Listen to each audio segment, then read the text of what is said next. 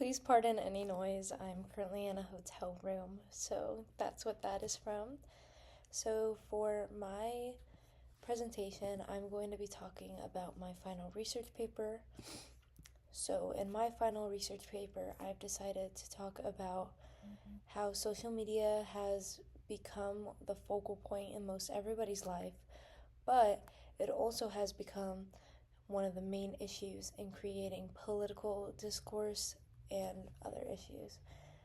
So, to begin, we're going to start with talking about why I am able to talk about this so deeply. It's because I am a 20-year-old young woman who does closely follow politics, and I use platforms like TikTok, Instagram, and Twitter, which is now X.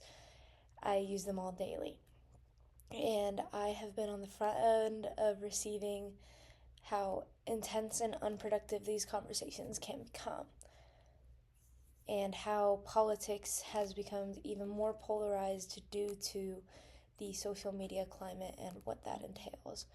So, in my paper 2, I specifically went into depth on research that explained echo chambers and how these echo chambers limit our exposure to open-mindedness and different views. Even if you are someone who considers yourself open-minded, when you're seeing the same thing over and over and over again, and then you're seeing something so outlandish that you don't agree with, it makes it more difficult to try and relate and make sense of things.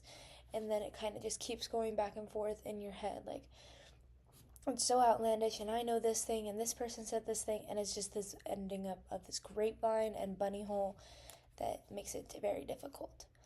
So, one of the main things that I read about and think that is very important to this conversation is how the algorithm and different things are made with the intention of influencing and getting specific information across in order to get engagement and get people to buy in.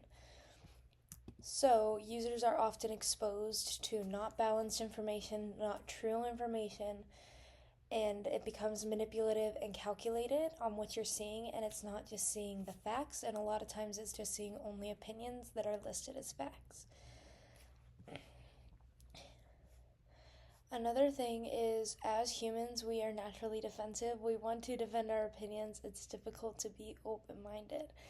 And when you have people whose opinions are on full display of what they think, and it's completely different what you think, and they're telling you you're wrong and you're wrong, there's going to be a lot of fighting in between and not a lot of letting other thoughts and ideas kind of merge and being like, oh, that's a good point. It just becomes very, very heightened and heightens the polarity and division and viewpoints. Another reason why social media is very detrimental to our political discourse and system is cyberbullying. As we know in the past, cyberbullying thrives on social media. Bullying in general thrives on social media because it's easy to say whatever you want when you're behind a screen. Saying something face-to-face with someone is much different than actually being behind a screen, because when I'm like this, I can say whatever I want and you don't know who's saying anything.